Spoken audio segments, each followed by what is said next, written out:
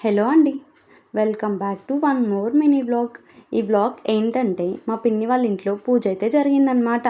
దానికోసమే ఈ హడావుడంతా అనమాట. చూసేయండి, మేమైతే వెజిటేబుల్స్ అన్నిటినీ చిన్న చిన్న ముక్కలుగా కట్ చేసి మా పిన్నికి అయితే హెల్ప్ చేస్తున్నాం అనమాట.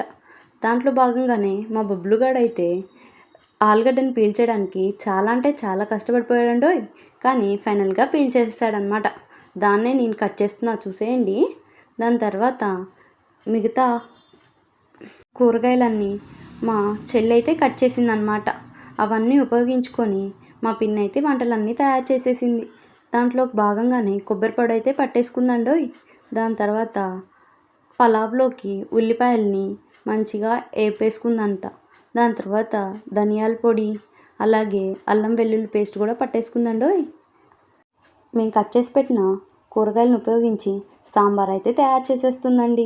అలాగే అల్లం వెల్లుల్లి పేస్ట్లో కొంచెం కొత్తిమీర వేసింది, అందుకే ఆ రంగులో ఉందన్నమాట. దాని తర్వాత పలావ్లోకి ధనియాల పొడి అలాగే అల్లం వెల్లుల్లి పేస్ట్ ఎసురు కోసం నీళ్ళని అయితే పోసేసిందనమాట. ఇలా మిడిల్ రిత్తు మోహిత్ ఇలాగా ఫన్ అయితే చేశారనమాట. తర్వాత కడాయిలోకి ఆయిల్ తీసుకొని తర్వాత మనం కట్ చేసి పెట్టుకున్న ఆనియన్స్ అలాగే నేను కట్ చేసిన ఉల్లిపాయలు అలాగే ఉర్లగడ్డలు కూడా వేసేసి దీంతో ఏం చేస్తున్నారని అనుకుంటున్నారా? ఆలుగడ్డ కర్రీ అండి. దీంట్లోకి కాస్తంత పసుపు కూడా వేసి తర్వాత టమోటాలు అలాగే అల్లం వెల్లుల్లి పేస్ట్ ధనియాల పౌడర్ కూడా వేశారు.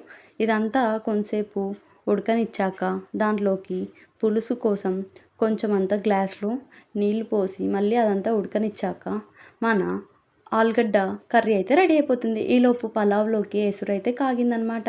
దాంట్లో కోసమనే బియ్యం వేస్తున్నారు. చూసేయండి మరి. ఈలోపు మన ఉర్లగడ్డ పులుసు కూడా ఉడికేసిందండోయ్. ఇదిగో రెడీ అయిపోయింది ఉర్లగడ్డ. తర్వాత సాంబార్లోకి ఈ వెజిటేబుల్స్ అన్నిటినీ మంచిగా వేయించుకుంటున్నారనమాట. ఈలోపే మన పలావ్ కూడా రెడీ అయిపోయింది. చూసేయండి మరి. తర్వాత సాంబార్లోకి పప్పు కూడా ఉడికిపోయిందనమాట. ఇలా వెనుపుతున్నారు మంచిగా. దాంట్లోకే ఈ చింతపండు రసం కూడా పోసేసుకొని మంచిగా ఉడకనిచ్చారనమాట. దాంట్లోకే మంచిగా అన్ని వెజిటేబుల్స్ కూడా వేశారు. చూడండి, వంకాయ బెండకాయ అలా అన్ని రకాల వెరైటీస్ అన్నీ వేసేసారు. తర్వాత పాయసంలోకి సగ్గుబియ్యం కూడా నానబెట్టి ఇలా నీట్గా చేశారనమాట. సేమియా పాయసం. ఇవే అండి తయారు చేసిన వంటకాలు. ఇవే అండి ఇంతసేపు తయారు చేసిన వంటకాలన్నీ.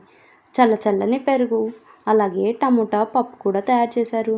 తర్వాత పచ్చడి అయితే అల్లం పచ్చడి అయితే తయారు చేశారనమాట. దాని తర్వాత వేడి వేడి రైస్ అలాగే నాకు ఇష్టమైన వేడి వేడి గుమగుమలాడే పలావ్ అలాగే దాంట్లోకి ఉర్లగడ్డ కుర్మా తర్వాత వేడి వేడి సాంబార్. చాలా బాగున్నాయండి సాంబార్ అయితే. నాకు చాలా బాగా నచ్చాయి. అలాగే బయట నుంచి తెప్పించిన పాలకోవా నాకు చాలా ఇష్టం. అలాగే బయట నుంచి